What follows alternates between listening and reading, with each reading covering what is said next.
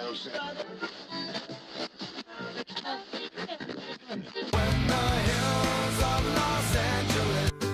Angeles, I'm and most Hollywood nights. She comes to California, oh, California. What you say about Los Angeles? LA got the people saying,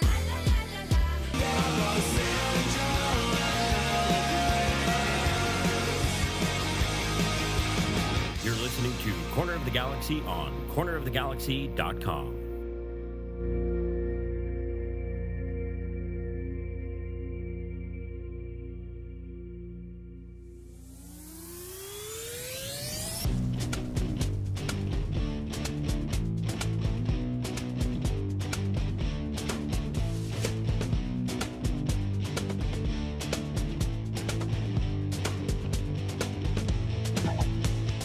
It's time for another episode of Corner of the Galaxy from the Box, the show that gets you behind the scenes of the LA Galaxy and into the minds of soccer reporters and MLS experts.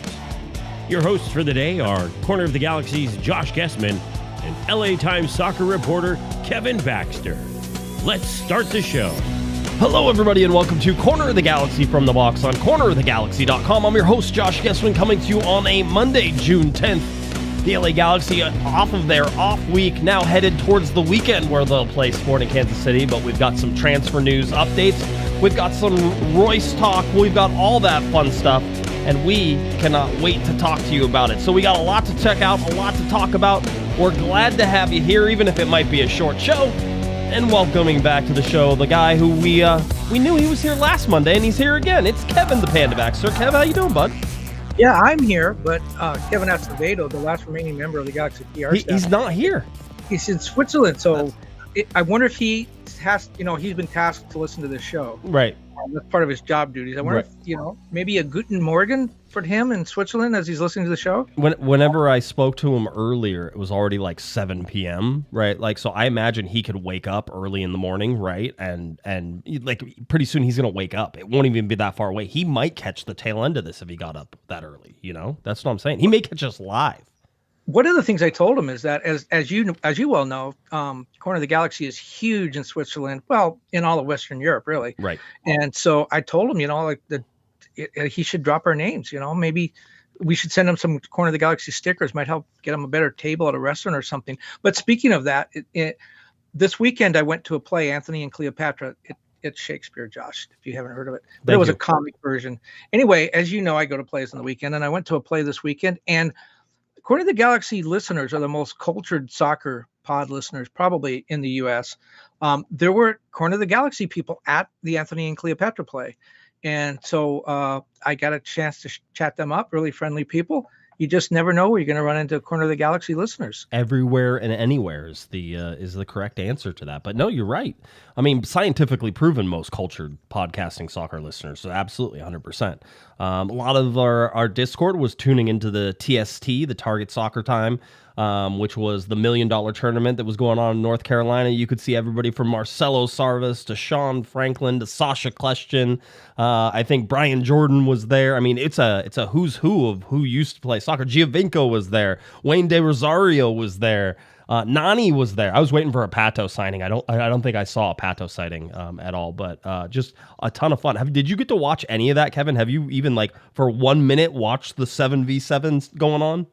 I did not, but Zlatan was not there. He was not. He wanted to. I'm sure he wanted to be. Whenever Zlatan decides to be there, he'll win the tournament. No, the 7v7 format is a fun. I don't know. Whenever I played some adult soccer, adult co-ed soccer in the after the twilight of my college career, I played some 7-on-7. So short fields. It's a lot of fun. The added twist there, of course, is the Target Soccer Time, which is basically the game has to end on a goal. And so what they do is at the end of regulation, which is at the end of 40 minutes, they add one goal onto the leading team. So if you're winning 3-2, they add one goal and they say it's 4. So your Target Soccer Time target is 4.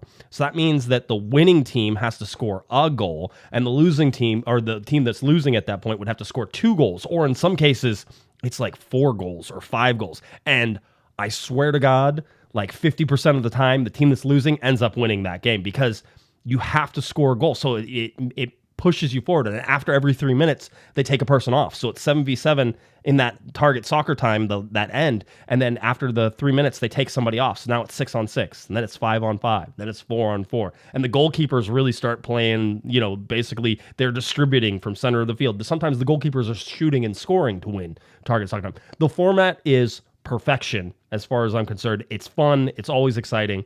And it's good. Smaller goals, smaller field. It's a lot of fun. That's all. That is way too much math. Oh, so much fun. So much fun. You need a calculator. Got to bring one of these along. And it's just adding. It's just adding. You can probably do that with your shoes off, so you'll be okay. No game for the Galaxy this weekend, which of course is why we didn't have a show on Thursday. It was nice to have a little bit of time off, so that was good for me. You never have a show on Thursday, so it didn't seem any different to you. You're like, this is my normal thing.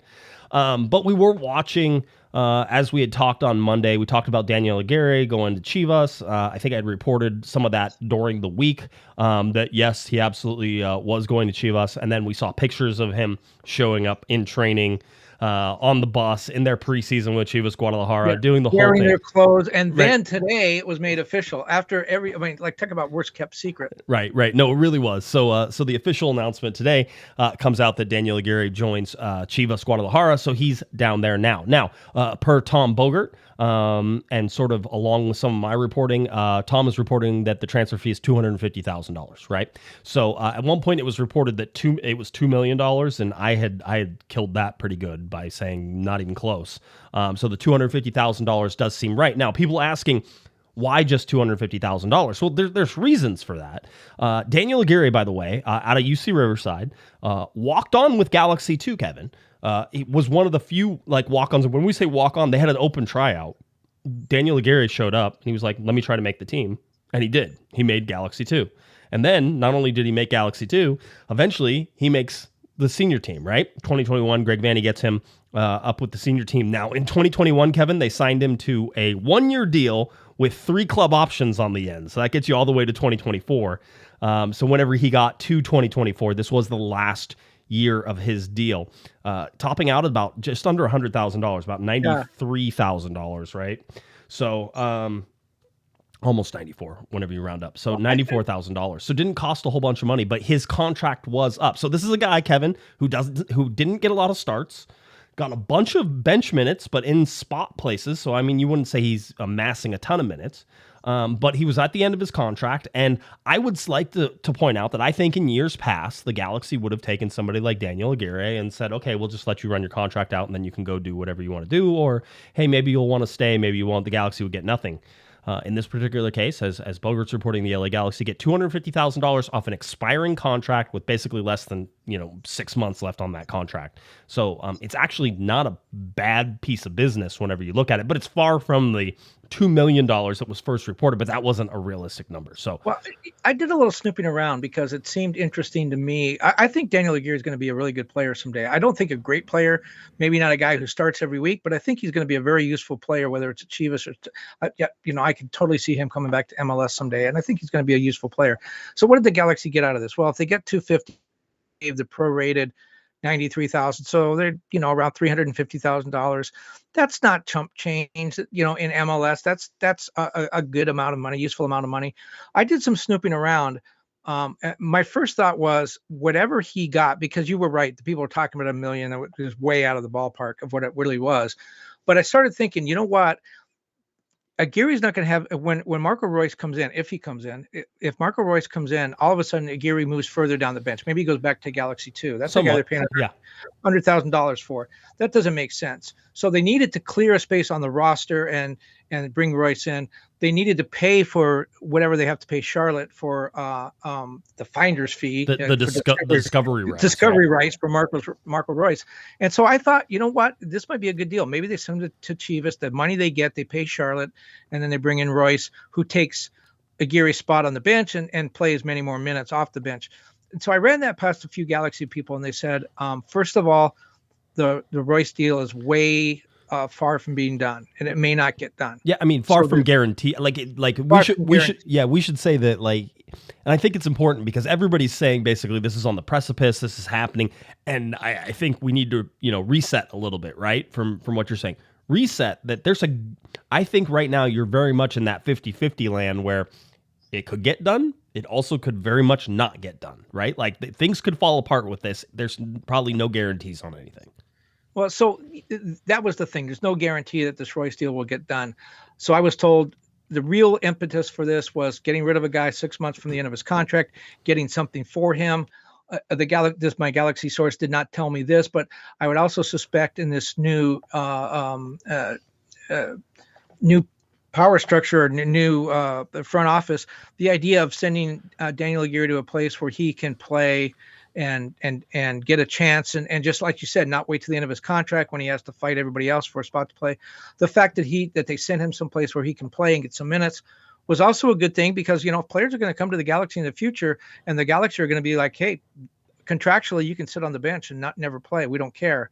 The Galaxy doing something good for Aguirre, I think, is going to stand them in good stead. But the point being, the Royce deal is not guaranteed, so the Aguirre thing had nothing to do with that. However, my source did come back and say if the Royce deal does get done, then you're thinking is spot on. The idea of clearing a spot on the roster, getting a little bit of money to help defer what they have to pay to Charlotte, and then getting rid of a guy that you don't have to wait until the end of getting that salary back a little bit. So it depends on if the Royce deal happens or not. They did say that if the Royce deal does not happen, and it's not guaranteed, that Aguirre helps them in the summer window anyways, because again, it frees up that roster spot. They get a little bit of money and it gives them a chance to go get somebody else if Royce falls through. So the Galaxy are looking at this as a win-win all the way around.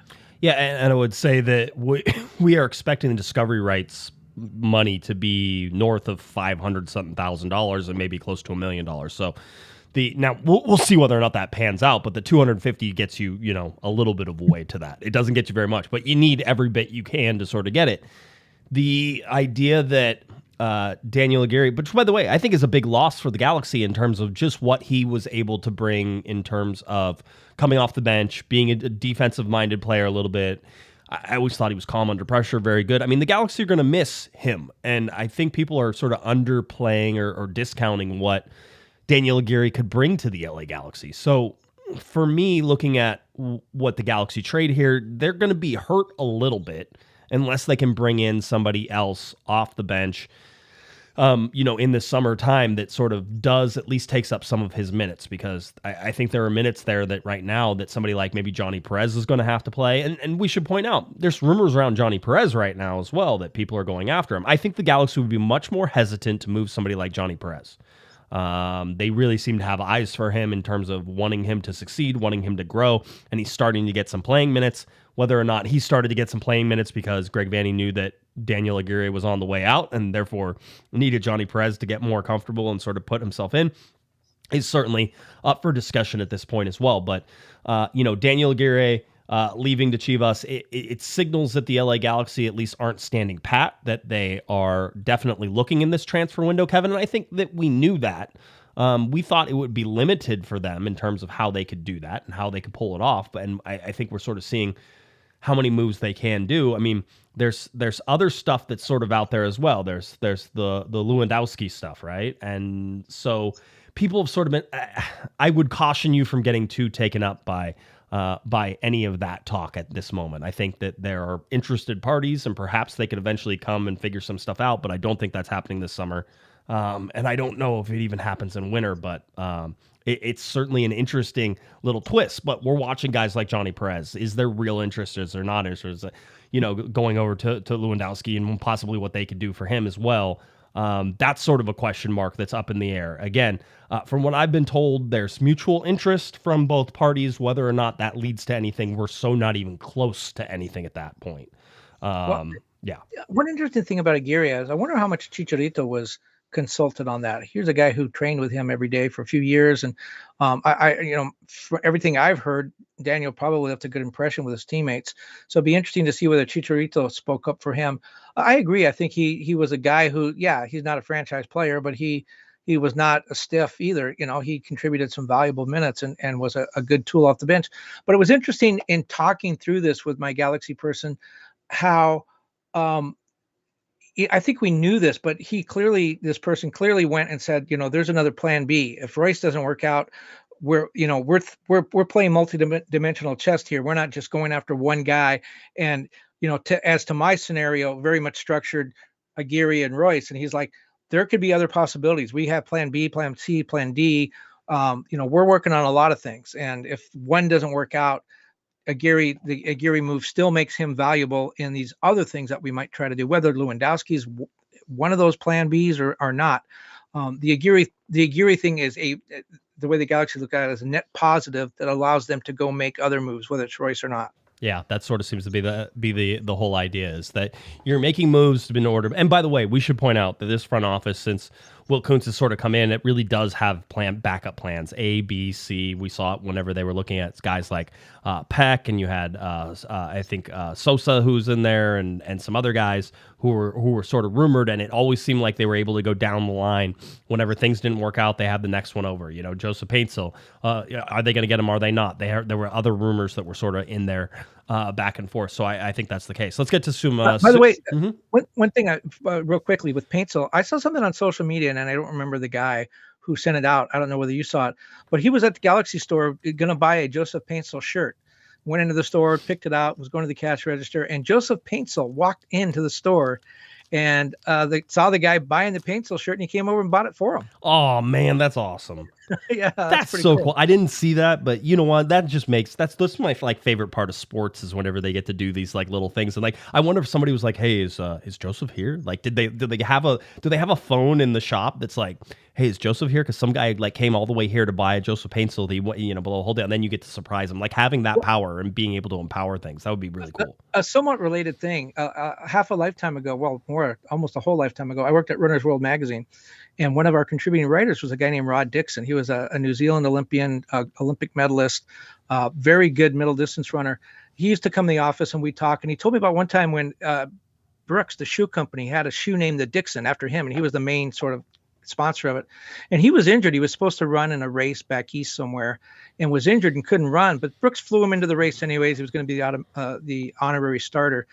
And he saw some, Joe Jogger, overweight guy, brand new pair of Brooks Dixons on, and he's warming up, pushing against a tree, and Rod Dixon walks up to him, and the guy turns around and he goes, "Oh my God, you're Rod Dixon." And he said, "Yeah, Brooks told me that you bought a pair of my shoes, and I just wanted to come out and see how you like them." And the guy totally bought it. Like, "Oh, Rod Dixon awesome. Came out to see if I like my shoes." Oh man, I would totally do that if I had that sort of pull. Yeah, 100%. Always fun to make. I love it. The guy's like, "Oh man, they did. That's awesome." You get people. I'm always going to buy Brooks from now on. That's right. Lasso, by the way, $10 super chat. Greetings, gents. Sorry to see Aguirre go, and possibly Perez again. I'm not saying no to the Perez rumors, but I'm saying pump the brakes on that. The Galaxy are very high on him. I would be surprised if he went anywhere. Sometimes you got to give up quality to get it. Looking forward to Royce joining. Next up, Lewandowski, and then James Rodriguez. Way to go, Kuntz. I like the optimism from Lasso, as is Lasso's optimism, right? Let's talk about that for just a second, because a lot of people have said, after the Steven Gerrard thing, the Galaxy did really well and got lucky with Salat. Not got lucky. Salat was very productive, and they knew we were getting a good player. But when the Galaxy look at, Steven Gerrard, that was a disaster. I think Gio Dos Santos was a disaster. Jonathan Dos Santos, maybe not a disaster, but probably not what they wanted. And everyone looked when Will Kuntz came in, and he's getting these young Latin American players or young players from Europe. In the case of some of the players that have come over, everybody was excited and said, "This is the new direction for the Galaxy. We're not interested in selling shirts anymore." We'll talk about a guy who is selling shirts in a minute, but we're not talking about selling shirts anymore. We're talking about putting quality players on the field. Right. And now all of a sudden, everyone's excited about Marco Reus, and they want Lewandowski, and they want James Rodriguez. Wait a minute. I thought we didn't want the old European guy. No. It still goes with the plan. Remember, we're not talking about designated players here. We're talking about guys coming in. Again, it's always been about the money. Right? It's always about the money. If Royce comes in, we're expecting that it's going to be a TAM deal or lower, right? And for that, you're like, okay, then it makes sense to sort of take a gamble on a guy who's, 35 years old.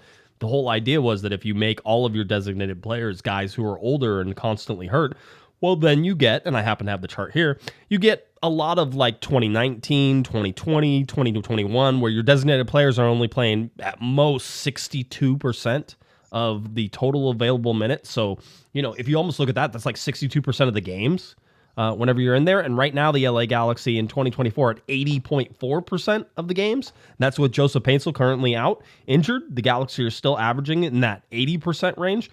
There's a huge difference with that. And I think one of the things you could even go back and look at is like 2018, whenever you had guys who were injured like Alessandrini and some other things, but you had Zlatan on a TAM deal, and Zlatan was able to pick up the slack for the other things, right? It's like you can do that. So I'm still of the belief, and nothing has changed my mind yet, that in LA you still need stars. And so I think if you go out and get somebody like Marco Reus, you get that draw, but you're not pinning the entire team's success on a healthy Marco Reus.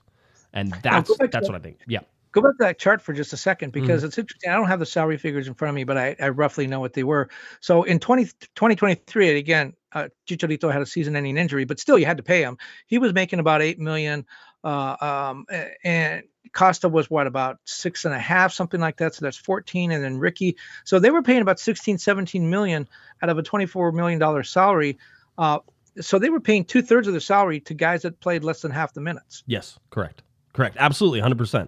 I mean, this has been the argument for this way of going younger and having younger designated players in the whole deal. I mean, we can go into the numbers here. There's been 1,530 total minutes so far available. Joseph Paintsel has played in 13 games, started 13 games, has over 1,000 minutes. He's played in almost 70% of the total available minutes, and he's the lowest right now, and he's been injured, I think, for the last 4 games.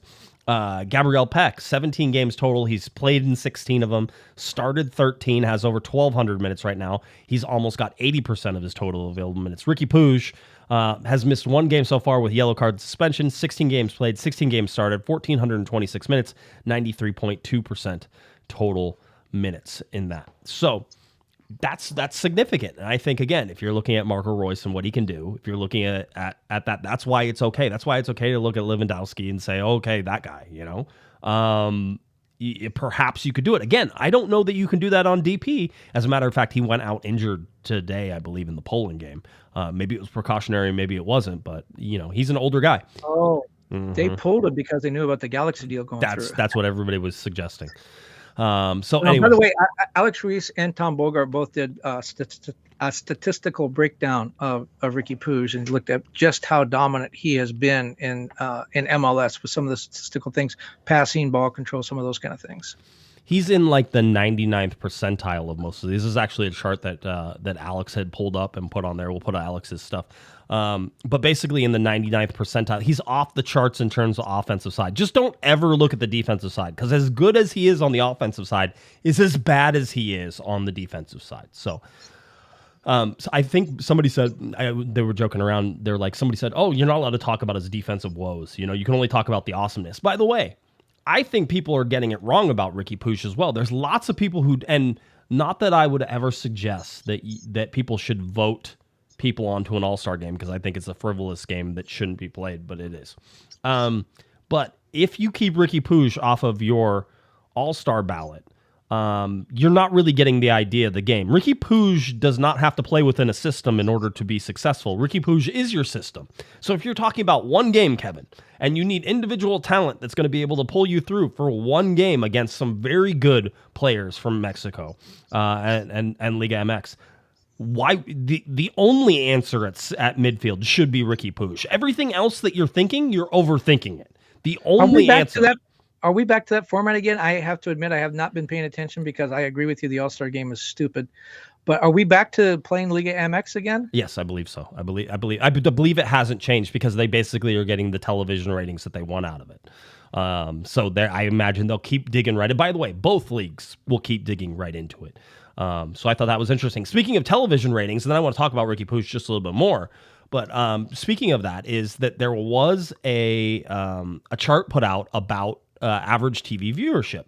And one of the things you have to understand is that this is not streaming. So none of this is streaming. That means any of Apple's stuff is not accounted for in this. So keep that in mind. But one of the reasons that you're going to continue to see a focus on Leagues Cup is that when you look at soccer TV viewership on U.S. television last season, Leagues Cup averaged 643,000 viewers per game whenever they broadcast 24 total games. All right. So there was a huge uptake. By the way, Premier League averaged 565,000 when over 196 games that were broadcast on TV, right? Champions League, 522,000 over 76 games that were broadcast. Liga MX 425,000 over 247 games broadcast. You can go over this. Major League Soccer, by the way, averaged 213,000 over 43 games that were broadcast. Those 43 games were outside of the Apple product. So that's just on over-the-air television type of things or cable packages where you can actually check this on Nielsen's ratings and all that stuff. Just to bring that into an idea that is something that you could pay attention to as to why, one, Leagues Cup is so popular, and two, that MLS actually fares way better than you think it does whenever they're averaging 213,000 over the 43 games that they actually broadcast. It's not a horrible number for the limited inventory that's there. So I thought that was interesting. That's great. I hate Leagues Cup, and I still will hate it. I will always hate it. I always say that, and I think some of the chief soccer officers were polled on this, but I always say this is that I went in wanting to hate it, and I went in enjoying it, and I feel guilty for enjoying it. So it's one of those things. I kind of agree with you, Kevin, and for whatever reason, I still enjoy it whenever it gets played. So well, yeah, in the words of the immortal Emma Gonzalez, Google her, folks. In the words of the immortal Emma Gonzalez, I'm going to call bullshit on that. But anyway, that's the numbers that are out there. So I guess that's all we can go on, right? You would think after all the times that you and I have done podcasts that you would know that you're not supposed to swear on the show. Like you would think that however many times, you were quoting somebody. I know. I paid attention to that. Let's get to the top selling jerseys. Right now, as in nobody's ever surprised, you have Lionel Messi. And so that's the number one jersey. By the way, see him all over Southern California, see him all over any place I go. Absolutely, Lionel Messi has number one. Number two is Luis Suarez. No surprise there. The surprise I actually thought was that the number 5 was Ricky Puig. Ricky Puig a lot more popular. Is Ricky Puig more popular than I think he is, Kevin? Or is like this almost seems like an outlier in terms of some of these? Well, no, I think he's got a lot going for him, and not just the new do. I think he's an exciting player. I do think his size has a lot to do with it, frankly. I think people can relate to him. He's not a hulking player. He's not a big, scary guy. He's not. You watch Ricky. Ricky's a lot like soccer's version of Caitlin Clark. Everybody thinks they can go out and shoot a logo 3 because Caitlin Clark looks like just, your sister. Doesn't look like anything imposing. Ricky's kind of like that. He looks like, hey, he can do it. I can do it. And I think he's very relatable. But put those jerseys up again. Which one do you like better? First of all, the pink. I'm not going to go with pink. It's not the right color pink. That's my problem. I wish it was a deeper pink. Like I wish it was more neon pink than sort of the pink they have, which is very like bubblegum pink if I'm picking. So I like pink. I just don't like that color pink. So the best jersey there, I really like Nashville's stuff. Columbus and Nashville kind of almost have the same. One's navy blue and yellow, one's black and yellow. FC Cincinnati has a pretty good. I like their darker blue ones, not the one that necessarily is shown here. Though I enjoy the LA Galaxy's jersey. I think it's great. I do not like Seattle's stripes. I don't think they come off well, and I don't think they look well. But you had Jordan Morrison there and Pedro in there as the number 6 jersey, and so Hani Mukhtar number 8. Forsberg at number 10. So there's some good ones there, but I mean the Messi pink one, not my favorite, but it is one of those. The best Seattle jersey was the Xbox one. I really liked it. That's a long time ago, I know, but I really liked that one. It was a long time ago, absolutely. By the way, Larry Morgan texted me and said that you should be fired. Just wanted to let you know, Larry. How am I going to make up?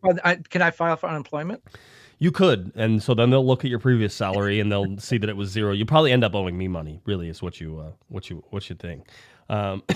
Somebody says you just don't like Miami, like me, because I'm a Pato fan, right? And he obviously Pato played for Orlando, so very. I loved living in Miami. It was like living in a foreign country. Only the electricity worked all the time.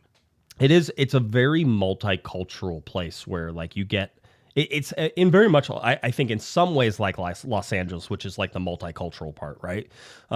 Which is you can get a lot of different things that you like maybe couldn't get other places. Like it's always funny. People are always like, oh, well, you look at Miki Amane, Maya Yoshida, and you're like, well, are they comfortable in LA? Well, there's a huge Japanese community in Los Angeles, like in and around. You can find anything you want. But like you could say the same thing about, Ricky Puig. Is he going to find a lot of Spanish? Yeah, he's going to find a whole bunch of Spanish community around Los Angeles. Like it's hard to not find what you're looking for in some of these like, hub cities like New York or Miami or Los Angeles. Well, I remember one time Sebastian Lletget was flying to Miami and was at the gate at an airport, maybe in LA, and everyone at the gate is speaking Spanish. If you've ever flown to Miami, wherever you all, Salt Lake, Seattle, Edmonton, if you go to the gate for the Miami flight, everybody is speaking Spanish. Right. And Sebastian said, everyone's speaking Spanish here. What's this about? Oh, wait till you get to Miami. It's totally different. It is. By the way, Philip got it right about the Leagues Cup and why I like it. I just like the ball stands. I'm a big fan of ball stands. You know that. Always a big deal. So listen, we don't want to go too long today because there's not a lot of LA Galaxy news. So I don't want to sit here and pretend like we're going to continue to look at all these crazy things that are coming up. I do want to point out that the LA Galaxy are playing Sporting Kansas City coming up on Saturday at 7:30 p.m. This is Pride Night for the LA Galaxy, and also it's Robbie Rogers bobblehead night. And Kevin, I know you were doing some talking about Robbie Rogers getting a bobblehead. So what fun people did you get to talk to? The first 5,000 fans will get a Robbie Rogers bobblehead. He's going to be out there with his family. I talked to him. He is really, really excited. I don't know how many. I mean, he played another couple seasons after his first game. I don't know how often he's been back since then. He's kind of withdrawn from soccer a little bit. He's got a very successful career going in Hollywood. He's raising a family now. He seems extremely happy, but he also, was just super touched and honored by the fact that the Galaxy would reach out and invite him back. And, if you don't know the Robbie Rogers story, it was 11 years ago. It was May 2013. He had retired from soccer after he had come out, or I guess he had been outed as a gay player in England. He played for the 2008 U.S. Olympic team, which was the last men's team to play there. By the way, you know who scored the last male goal for a U.S. Olympic team? I do not. Sasha Kljestan on a penalty shot. There you go. Okay. So Robbie was on that team. And so anyway, he was outed in England. I believe he considered briefly suicide. I know that he was really down and retired and came back to the U.S. And Bruce Arena said, anytime you want to come out and just work out with the team, come on out. We're happy to have you. He did come out. He worked out with the team a couple of times, told Bruce he wanted to play. Bruce let him play. And in May of 2013, he was the first male in an American professional league, out gay male to play in a competitive match, a competitive game. And Michael Sam came out a year later and was drafted by the Rams into the NFL. And we had Jason Collins of basketball played the next season. In 2015, gay marriage was made legal. I really thought that all that was adding up to something. And now you look back and it's still only been 2 males have played in soccer. And that's the American League with the most out gay males that have played. MLS with 2. Nobody in the NFL, nobody in Major League Baseball that was out at the time. NHL, it just really lost all that momentum. And I do want to ask Robbie about that, about whether he thought they'd be a little further along by now. Well, I would like to go back into history a little bit as well, because there's an interesting part of that. Robbie Rogers comes to the LA Galaxy, but the Galaxy had to trade something to Chicago and had to move somebody in order to get Robbie Rogers back onto the team. And so who moved to Chicago but Mike McGee? Mike McGee goes to Chicago, ends up having an MVP year in Chicago, playing striker and everything else. One of the stories Mike McGee tells about that is, well, Bruce never let him play striker, so that's why he was, he was an MVP. Yeah. So. Tied for the league leading goals that year. He was, absolutely. So, another note on that is you remember, Landon was the leader of that team. I don't think he was captain. I think Robbie Keane was captain most of the time, but Landon was one of the leaders. And the players were going to have a players only dinner. And somebody wrote on the whiteboard in the locker room, players only. They underlined it and they wrote, no wives, no girlfriends. And then Landon went up and wrote no boyfriends either, just to make Robbie feel part of the team. But so fast forward a couple of years, Landon's coaching the San Diego Loyal in the USL Championship. They're playing a game. One of his players is being harassed by a player from Phoenix Rising. He's calling him a lot of homophobic names and things. The team, San Diego team, heard that. They were very upset. They went into the locker room. They had a team meeting, and Landon came out and announced that they were going to forfeit the rest of the game if they didn't get an apology. And they didn't.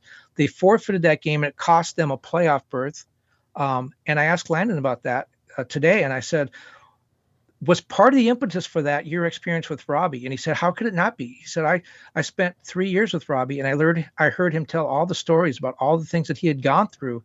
And now my player, who I'm responsible for, my player is going through the same thing. Right. I can't allow that to turn into a Robbie Rogers situation. I'm not going to allow that to happen.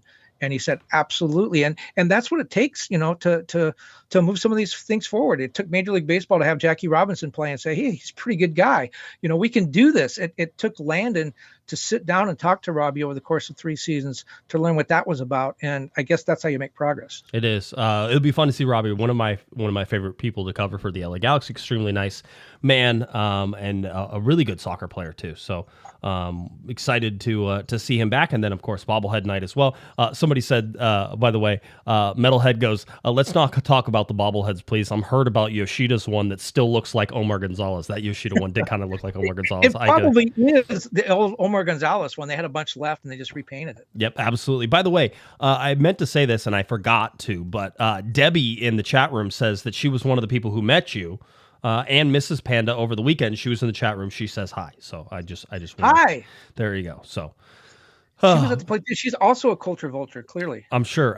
Gary, by the way, $2 super chat. I don't know if we had this one. Rad, you guys are back. Also, love the USA jersey, Kevin. There you go.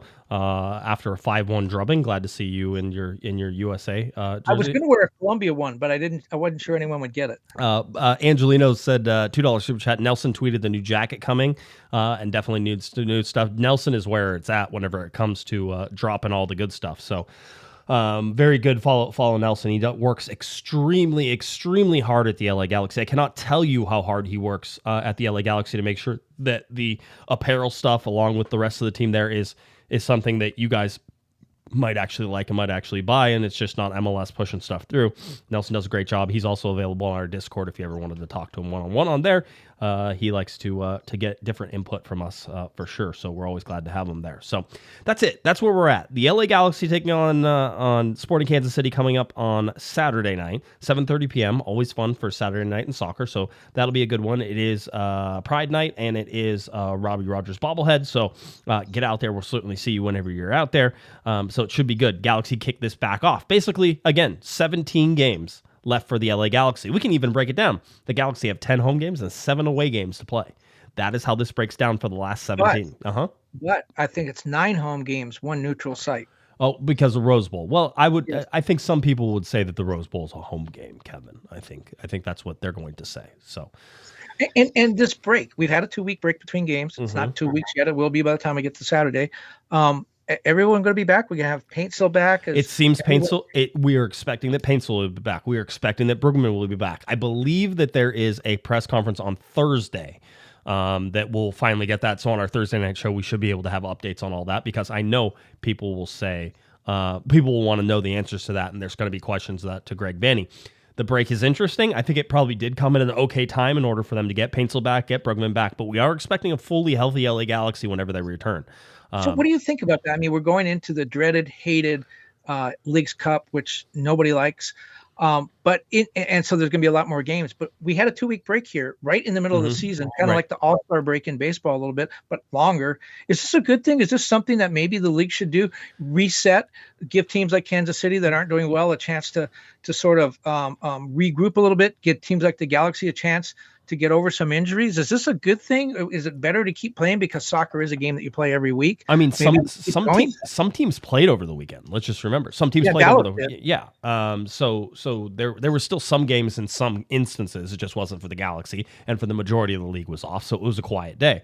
The Galaxy host Sporting Kansas City. They host New York City on Wednesday, right? So it goes Saturday, Wednesday, quick rapid fire. Then the Galaxy are away to Salt Lake, away to San Jose, and then it is July 4th. You were there. It is the Rose Bowl game, LA Galaxy hosting LASC.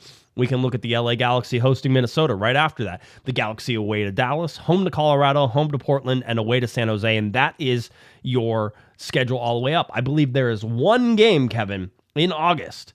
That game gets played, and then it is Leagues Cup throughout the rest of August and all the way through.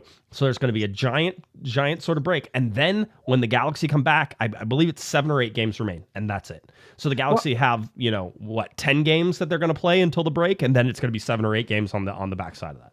I know what I wanted to ask you, and I forgot for a moment with the Emma Gonzalez upheaval over the swear word. I wanted to ask you, you're going to be, I know you're going to be at that Rose Bowl game. You love that Rose Bowl game. You love that parking lot. Nope.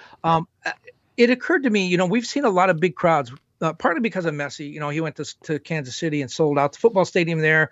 We've seen Mercedes-Benz draw really huge crowds. Seattle, of course.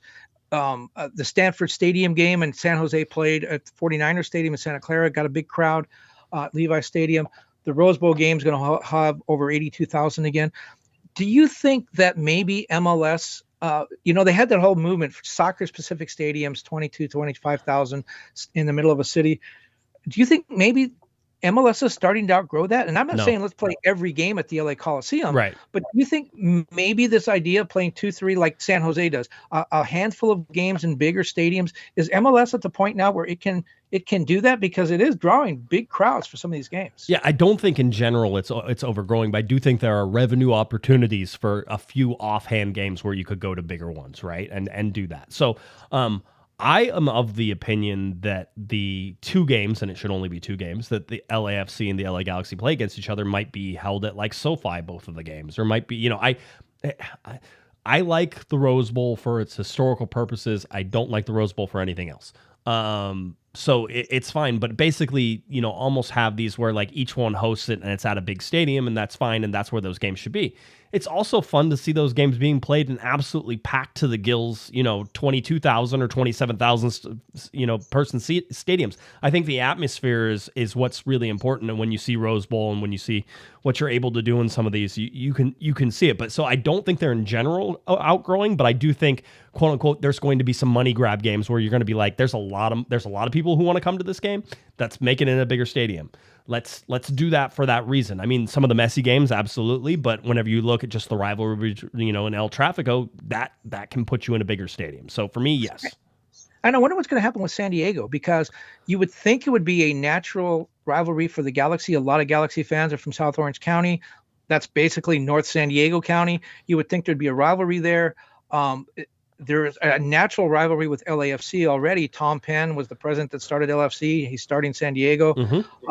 It seems like those are going to be games that could draw a lot of people as well. I for right now, though, I don't think it's going to be the same as an El Tráfico, but you're right. I think it's a big game, but I think they're just going to fill their existing stadiums. I don't think they're going to go look for bigger stadiums somewhere, that type of thing. And I agree with you on the Rose Bowl. I hate getting in and out of the Rose Bowl. I hate the parking lot. Can't stand it. I don't like the fact you have to. I don't like the press box. I was going to say, I don't like the press box at the Rose Bowl. It's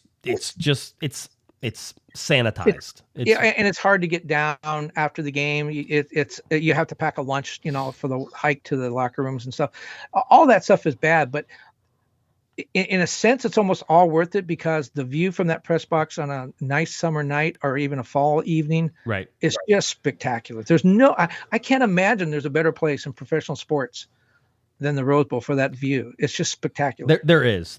People will hate me for saying this, but I have my reasons for saying it. It's San Jose Stadium, where you can watch airplanes land, trains go, and soccer at the same time.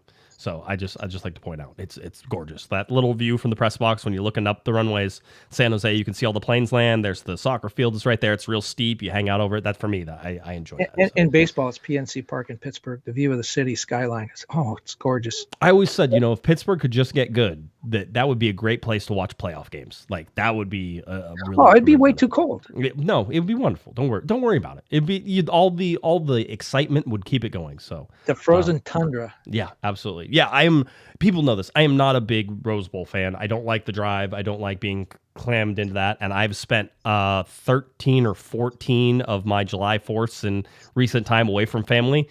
So that's why I don't go to those games. Speaking of being away from family, show everybody your farmer tan. Which is your train tan. Yeah, well, I got sunburn. What's the there's the like thing. You have to wear sleeves. They don't let you go shirtless in the park. I don't know what to tell you. So all All right, that's where we're at. So, LA Galaxy taking on Sporting Kansas City coming up this weekend. I will be there at that game. 7:30 p.m. is your kickoff time. 7:40 is going to be your kickoff time. 7:30 is going to be Chibi's start time. So make sure you pay attention to all that. And we'll be back on Thursday to get you ready for the show and have all your updates going. But Daniele Aguirre is gone. Marco Reus far from confirmed or coming, but certainly on the LA Galaxy's wish list if you're playing along. And everything else is, I think, more speculation than actual truth. So that's where we sit ahead of the summer transfer window, which opens up here starting in July. So that's when you can expect everything to go sort of crazy. People were asking for third kit news. I've heard that the announcement or the release of the third kit will probably happen sometime after the Rose Bowl game. That's the last I've been hearing. So we'll see if whether or not that's true or not. But those were the rumors that I've been seeing. So yeah, Acevedo has to get back from Switzerland before that happens. I 100% think it has to happen. All right, I think that'll do it. Kevin, anything else you want to talk about? Yeah, anyone has some theater recommendations for Debbie and I, send them in. Okay, there you go. Somewhere to go. 100%. Love it. All right. If you're looking for Mr. Kevin the Panda Baxter on Twitter, it's at KBaxter11. Head on over to latimes.com. And of course, go on over to all of Kevin's wonderful soccer writings. He does it all and covers all the other sports and everything else they tell him to do as well. latimes.com. If you're looking for me on Twitter, it's at Jay Gessman at Galaxy Podcast. Head on over to cornerofthegalaxy.com. And of course, we'll be back on Thursday night to get you ready for the game. Philip with the $2 super chat. My last memory of the Rose Bowl is the Chevy Cup. Oh, yes, the Chevy. Was that Manchester United was there? I can't even remember. That was a long time ago. All right, that'll do it for Mr. Kevin the Panda Baxter. I'm Josh Pato Gessman. You've been listening to Corner of the Galaxy from the box on cornerofthegalaxy.com. Have a great one, everybody. You've been listening to the Corner of the Galaxy podcast, cornerofthegalaxy.com. You can follow the show on Twitter and Instagram at Galaxy Podcast. And be sure to check out and subscribe to iTunes, Stitcher, and Facebook by searching for Corner of the Galaxy. Fans, we thank you for listening. We ask that you be kind and courteous to your neighbors as you leave the podcast. We thank you for joining us and look forward to seeing you again. Until then, I'm Michael Araujo, and on behalf of the entire Corner of the Galaxy crew, goodbye.